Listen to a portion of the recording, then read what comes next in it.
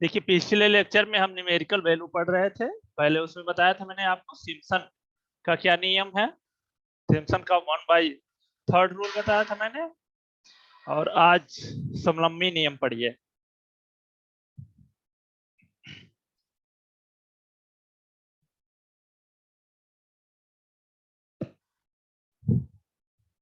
देखिए पहले फार्मूला देख लीजिए।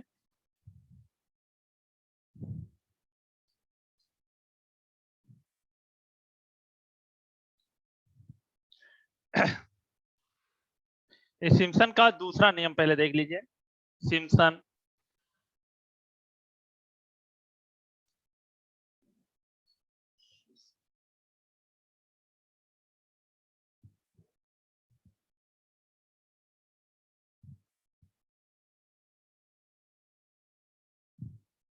Simpson second law. सिम्पसन का द्वितीय नियम क्या है? इसी को हम क्या कहते हैं? 3/8 रूल।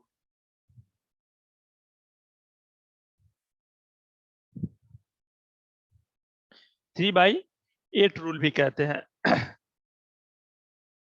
देखिए area A equal to 3h/8 bracket में यहाँ होता है आपका y0। पीछे भी बताया था मैंने पिछले लेक्चर में। y0 plus yn plus 3 y1 plus y2 plus y dash dash yn minus 1 plus 2 y3 plus y6 plus dash dash yn minus 3। ये सिम्पसन का 3/8 रूल है। क्या होता है इसमें? सबसे पहली चीज, ये रूल कब लागू होगा? n इसमें जो हम ये निकालते हैं h equal to b minus a by n। इसमें n क्या होना चाहिए? n 3 का गुणज होना चाहिए, तब ये रूल लागू होगा। इसका मतलब अगर n का मान 6 है तो लागू हो जाएगा, ये रूल लगा सकते हैं।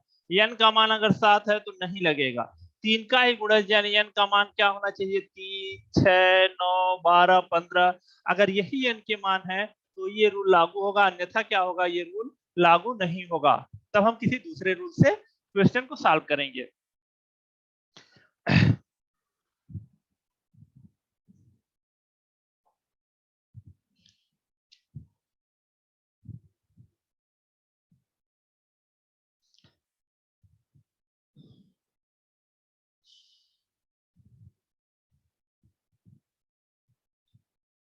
इसे क्वेश्चन देखिए अब समलंबी नियम का।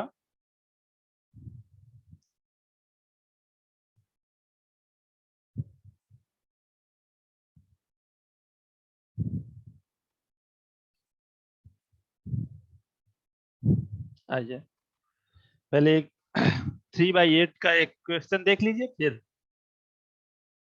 इसमें आपके बुक में है एग्जाम्पल नंबर 11। देख लीजिए यहाँ पे फार्मूले में क्या है? y0 यानी पहला टर्म फर्स्ट और लास्ट टर्म ये लिख लेते हैं। उसके बाद 3 के जो भी गुणज कोटियां हैं उनको यहाँ लिख लेते हैं, बाकी जो बचते हैं वो यहाँ। ये है आपका। अभी क्वेश्चन में आपको क्लियर हो जाएगा।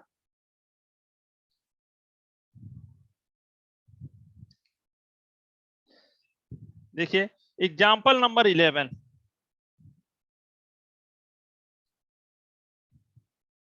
एग्जाम्पल 11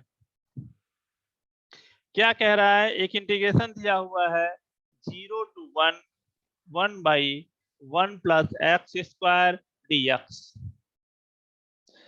इसका मान कह रहा है 3/8 रूल से ज्ञात कीजिए।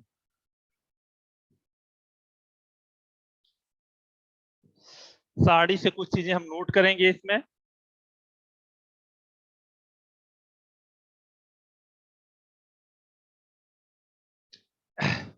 देखिए क्या गिवन है। देखिए लोअर लिमिट आपका क्या होता है? a, तो a equal to 0। Upper limit b, तो b इक्वल टू 1। मैंने बताया 3/8 रूल तभी लागू होता है जब n क्या हो, 3 का गुणज हो, तो हम मान ले रहे हैं, माना n इक्वल टू 3, हमने n इक्वल टू 3 मान लिया। अब h का मान निकाल लीजिए, तो h इक्वल टू क्या होता है, h equal to b minus A upon n, यानी 1 माइनस 0 अपान 3 इक्वल टू 1/3। ये आपका n का h का मान हो गया, h equal to b minus a. तो ये हमने h का मान निकाल लिया। अब टेबल बनाएंगे हम, x y यानी 1/x, 1/y equal to 1/1 plus X square. y कहाँ दिया हुआ है इसी क्वेश्चन में, ये आपका y dx एरिया होता है, ये आपका क्या है, यही y है, यानी फंक्शन ऑफ x। अब चार्ट बनाइए यहाँ पे,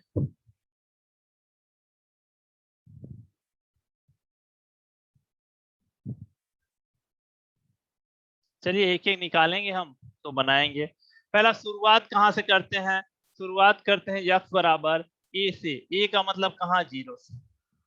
तो अगर मान लीजिए x का मान 0 है, तो y का मान कितना होगा, 1। यहाँ 0 रख दीजिए, 1 आ जाएगा। तो पहला हो गया, एक मिनट, x बराबर 0, यानी a से हमने शुरू किया। फिर क्या करते हैं, a plus H, a plus H का मतलब x का मान कितना था, देखिए हमें यहाँ 0 0 में क्या जोड़ना है, 1 प्लस 3, तो x का मान क्या हो गया, 1/3। अब x का मान 1/3 है, तो यहाँ y का मान निकालिए। यहाँ y इक्वल टू क्या हो जाएगा, y इक्वल टू हो जाएगा 1/1 प्लस 1/3 का होल स्क्वायर, यानी 1/1 प्लस 9, और ये करेंगे 1/9, और इसका गुणा 9 का में 9 1 10, ये हो जाएगा आपका 9/10।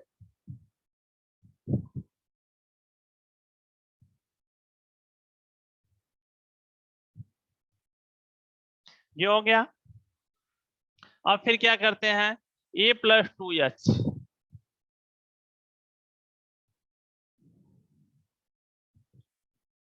अब देखिए फिर हम क्या करेंगे, ये आपका 0 है, यहाँ 2h यानी 2/3, y का मान क्या हो जाएगा, 1/1 प्लस 2/3 का होल स्क्वायर,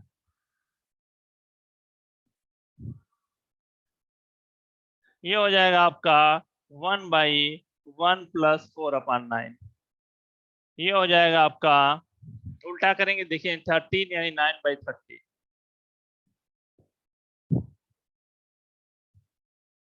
देख लीजिए ऐसे ही निकालते जाएंगे, मैंने आपको बताया कब तक निकालेंगे, जब तक अपर लिमिट नहीं आ जाती है। अपर लिमिट कब आएगी, देखिए यहाँ पे, अब a प्लस 3h, यस जोड़ते जाते हैं, तो यहाँ क्या हो जाएगा, अब देखिए 0 प्लस 3 इंटू 1/3, ये कटा कितना आ गया, 1। देखिए अपर लिमिट आ गई, 0 टू क्या है, 1 है। अब यहीं पे बंद हो जाएगा ये।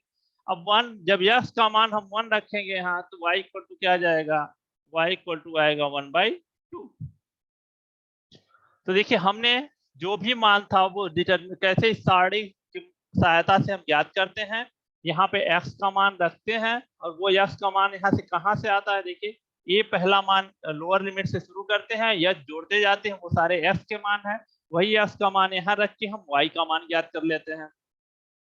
अब y का मान x का मान ज्ञात हो गया, तो ये देखिए ये आपका y0 है फार्मूले के हिसाब से, ये आपका y1 है, ये आपका y2 है, और ये आपका y3 है। अब सूत्र क्या कहता है, देखिए इसका सूत्र क्या है, एरिया ए इक्वल टू, या यही आपका इंटीग्रेशन, चलिए अभी रहने दीजिए।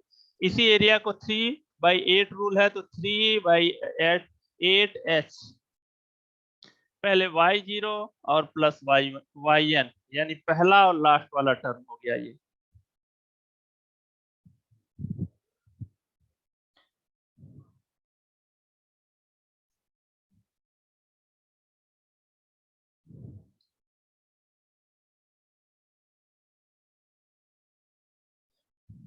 Three y1 plus y2 plus dash dash, यानी इसमें बाकी सब गुणांक होंगे पहला लास्ट छोड़ के और 3 के जो गुणज होंगे, plus 2 y3 plus y6 plus dash dash yn-3, यहाँ yn-1। ये आपका फार्मूला है।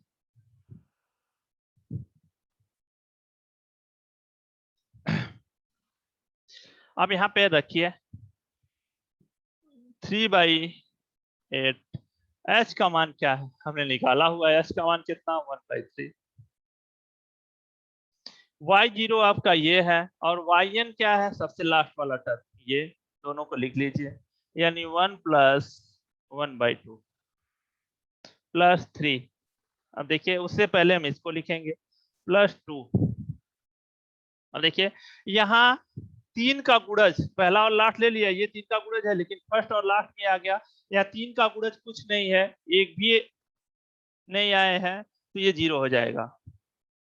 यहाँ y1 का मान कितना है 9/10 प्लस y2 का मान कितना है 9/13, और आपका दूसरा कोई एलिमेंट यहाँ बचा नहीं है जिसको लिया जाए, ये हो गया। अब 3 से 3 कटा, ये आपका बचा कितना,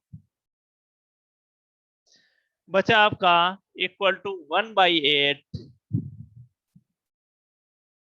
ब्रैकेट में, इनको जोड़ेंगे तो आ जाएगा 3/2 प्लस, यहाँ देखिए 9 कॉमन है, बाहर लेंगे तो क्या हो जाएगा 27, और यहाँ इसको जोड़ेंगे तो 13 और 10 23/130 प्लस यहाँ आपका 0 है इसलिए इसको लिखेंगे नहीं। अब जरा सॉल्व करिए, यहाँ पे सीधे मान लिखेंगे हम।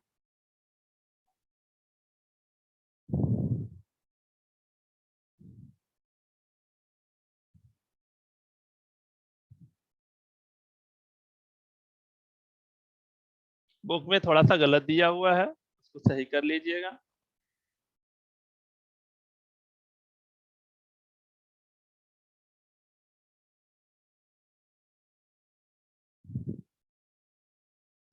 देखिए 1/8 ब्रैकेट में ये हो गया आपका, यहाँ पे मान कितना आ रहा है वो सीधे लिख दे रहे हैं, कैलकुलेशन आप कर लीजिएगा। 6 पॉइंट, ये पूरा वैल्यू आएगा 6.2769 और लास्ट में आप सॉल्व करेंगे तो आएगा 0.7846, इतना एरिया आएगा। अब इस नियम की क्या खासियत है, आप जानते हैं जो एरिया हम पढ़ रहे हैं वो अनियमित आकृति अगर है उसकी एरिया कैसे निकालनी है। यहाँ पे देखिए इसी को हम कहते हैं कि हाँ मैंने बताया आपको 3/8 लॉ, ये है सिम्पसन का 3/8 का नियम। अब 3/8 के नियम में हमेशा n क्या है 3 का गुणज ही होना चाहिए, आप चाहे तो 6 लेके भी लगा सकते हैं, वही चीजें आएंगी लेकिन क्वेश्चन क्या होगा थोड़ा सा बड़ा चला जाएगा, तो हम कम से कम कैलकुलेशन करना चाहते हैं, इसलिए यहाँ पे हमने क्या किया है n = 3 लिया हुआ है। अब देखिए क्वेश्चन में a का मान दिया हुआ है, a = क्या है a = 0। अब देखिए अपर लिमिट है, अपर लिमिट b से रिप्रेजेंट करते हैं तो b = 1।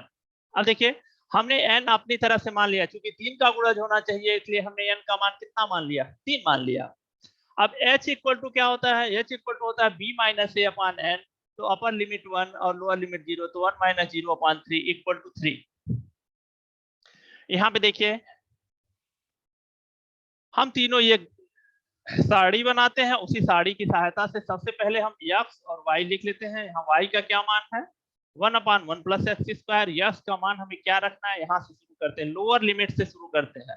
लोअर लिमिट का मान कितना है यहाँ 0, और यही h बार बार जोड़ते जाते हैं। कब तक जोड़ते हैं, जब तक अपर लिमिट ना आ जाए। जब अपर लिमिट आ जाती है तो क्वेश्चन क्या होगा कि ब्रेक कर देते हैं, रोक देते हैं। अब यहाँ पे क्या है देखिए अब लोअर लिमिट से शुरू कर रहे हैं। लोअर लिमिट क्या है? 0। ये आपका यक्स का मान क्या हो गया? 0। तो जब यक्स का मान इसमें 0 रखेंगे तो 1/1 यानी कितना होगा? 1। यहाँ पे देखिए a प्लस एच, ए का मान लोअर लिमिट है ये 0 और एच का मान 1/3, तो 1/3 यानी कितना आया? 1/3। अब यहाँ यक्स की जगह क्या रखेंगे? 1/3 रखेंगे तो y इक्वल टू 1/1 प्लस 1/3 का whole square equal to 1/1 plus 9 equal to 9/10। फिर क्या करना? फिर हमें यच जोड़ना है तो a प्लस 2h हो गया। a का मान 0, 2h का मान कितना? 1/3, तो हो जाएगा 2/3। अब फिर हम यस की जगह क्या करेंगे? y का मान हमें निकालना है। यस का मान कितना आया? 2/3। तो यस का मान यहाँ जो है रख दीजिए। यस की जगह क्या रखेंगे? 2/3, तो 1 प्लस 2/3 का होल स्क्वायर यानी 1 प्लस 4/9 और ये करेंगे तो 13/9 ऊपर चला जाएगा तो 9/13। फिर आगे क्या करना है? a प्लस 3h, आप देख रहे हैं अपर लिमिट आ गई यानी काम यहाँ आपका खत्म हो गया। अब जब 1 रखेंगे तो y इक्वल टू कितना आएगा? 1/2 आएगा। y का मान कितना आया? 1/2।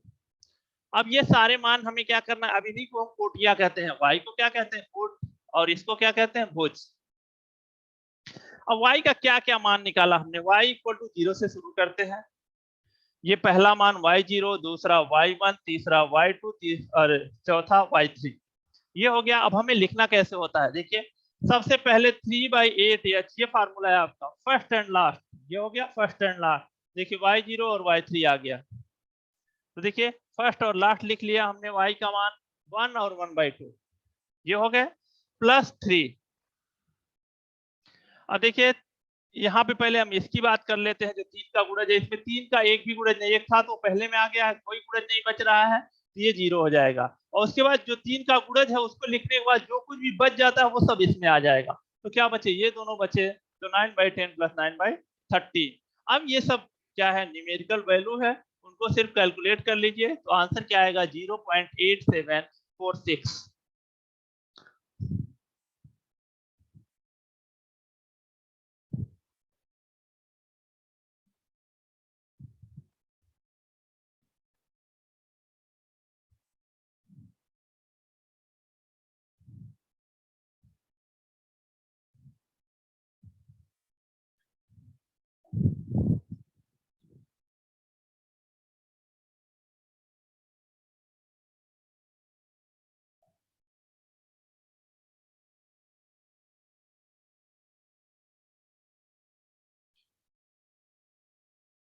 और कह रहा है इसकी सहायता से पाई का लगभग मान बताइए। देखिए इंटीग्रेशन हमारा क्या है? इसी क्वेश्चन में है 0 टू π/4 1/1 प्लस x² dx। ये क्वेश्चन है। अब देखिए इसका मान कितना होगा? ये हो गया आपका tan inverse x 0 to π/4 equal to tan inverse π/4 minus tan inverse 0। और π/4 का मान कितना? 1। 1 माइनस 0 इक्वल टू 1।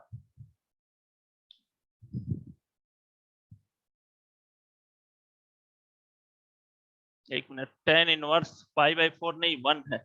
लिमिट यहाँ पे 1 है, ये आपका 1 है, ये आपका 1, तो ये आपका 1, तो इसका मान आया π/4। अब इस π/4 का मान हमें जो अभी पीछे इंटीग्रेशन हमने ज्ञात किया था उसकी सहायता से ज्ञात करना है। तो अभी हमने ज्ञात किया था, इसकी एरिया कितना निकाला था? π/4 इक्वल टू, देखिए एरिया हमने निकाला था 0.7846। अब केवल पाई का मान पूछेगा तो 0.7846, ये हो जाएगा 3.146, 3.1384।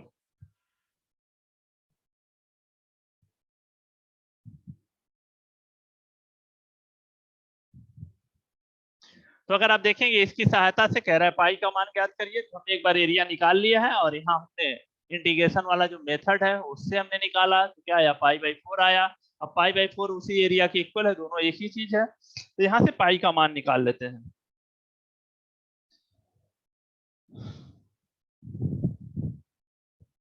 ये था आपका सिम्पसन का 3/8 रूल। अब इसके बाद देखिए एक नियम बचा हुआ है, समलंबी नियम।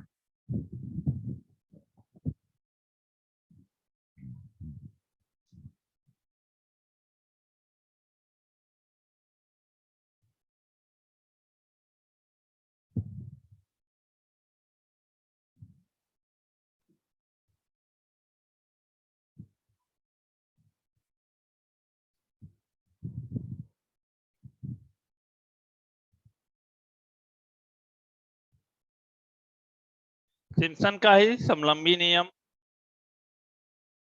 समलंबी नियम क्या है?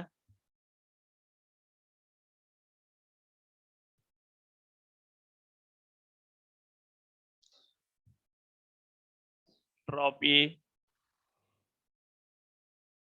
EZOIDAL ट्रोपिजोडल रूल क्या होता है वो देखिए। इसमें क्या है, एरिया ए इक्वल टू यही आपका A to B इंटीग्रेशन क्या होता है FS/dx equal to H/2 bracket में Y0 plus YN first and last plus 2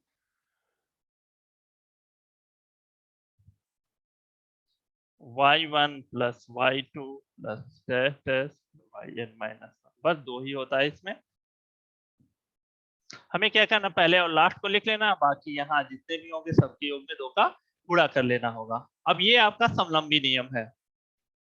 अब इस पे एक क्वेश्चन देखेंगे हम।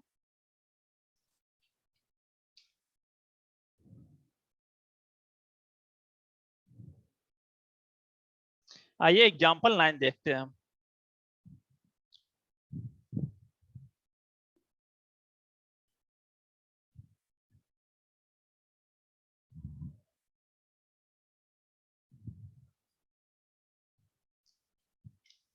देखिए एग्जांपल 9।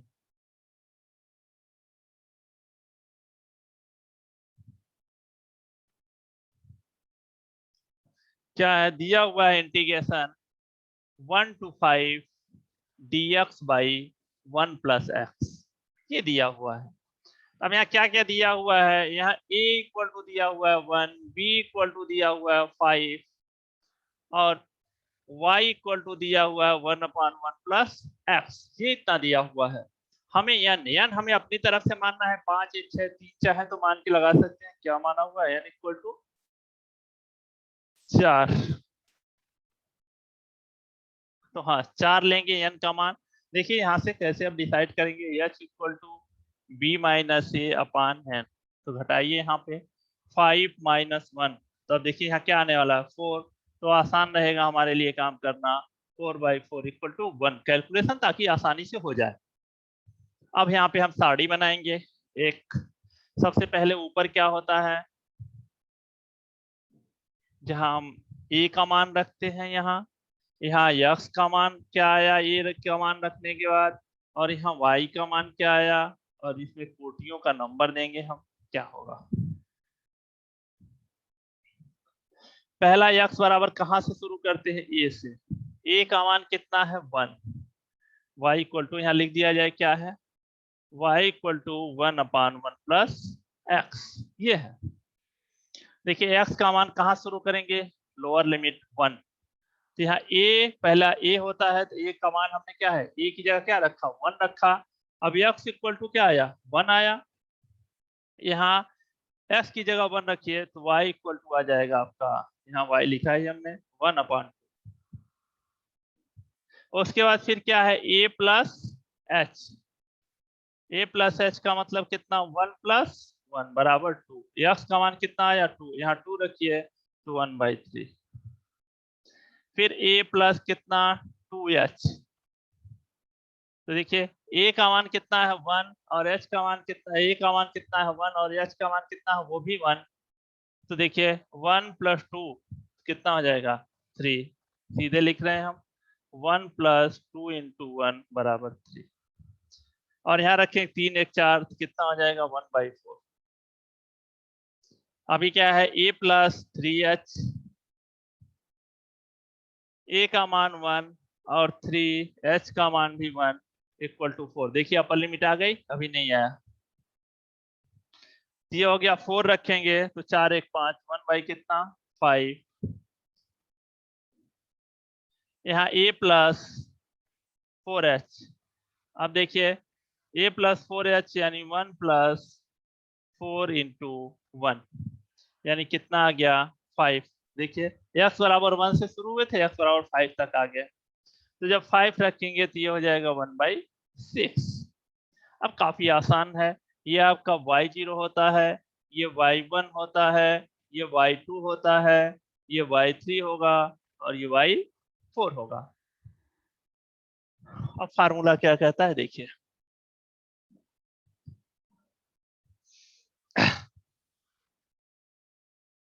यहाँ पे फार्मूला हम लिख दें एक बार।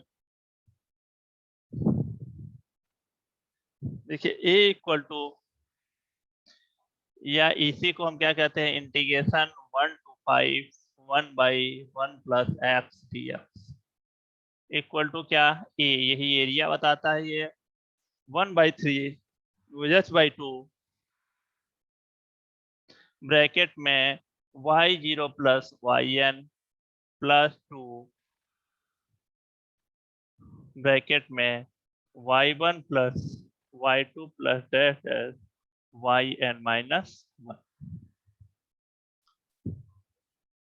Equal to. अब यहाँ पे देखिए सारे मान हमें रखने होंगे। तो h का मान क्या निकाला हमने 1, ये 1 हो गया बाई 2 ब्रैकेट में y0 यानी 1/2 yn यानी लास्ट वाला टर्म 1/2 प्लस 1/6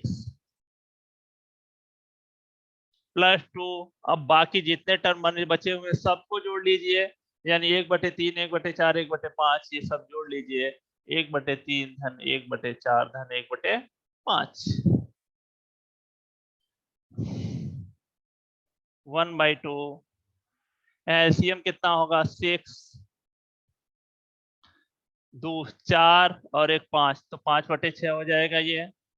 प्लस यहाँ पे 2, यहाँ पे एलसीएम कितना होगा 4 5 15 दूनी 15 और चौक 60, ये हो जाएगा 20 तिहाई 60 20 प्लस 15 प्लस 12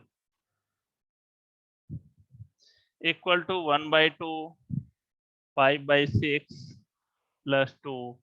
यहाँ देखिए कितना आएगा 15 12 17 और 20 कितना 37 इंटू 37 अपॉन 60। इन सबको कैलकुलेट करेंगे तो आपका क्या आएगा वो देख लीजिए।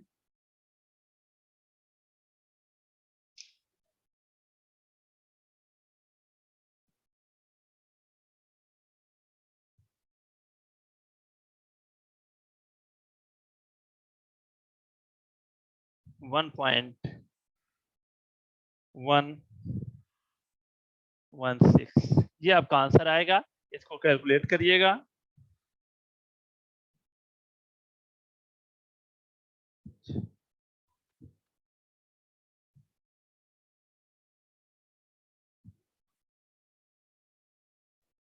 ये था आपका न्यूमेरिकल वैल्यू जो मैंने आपको बताया। ये दोनों तरह के क्वेश्चन थे, एक सिम्पसन का एक समलंबी का। तो देख लीजिएगा बुक में दिया हुआ है और एग्जाम्पल उसको लगाइएगा।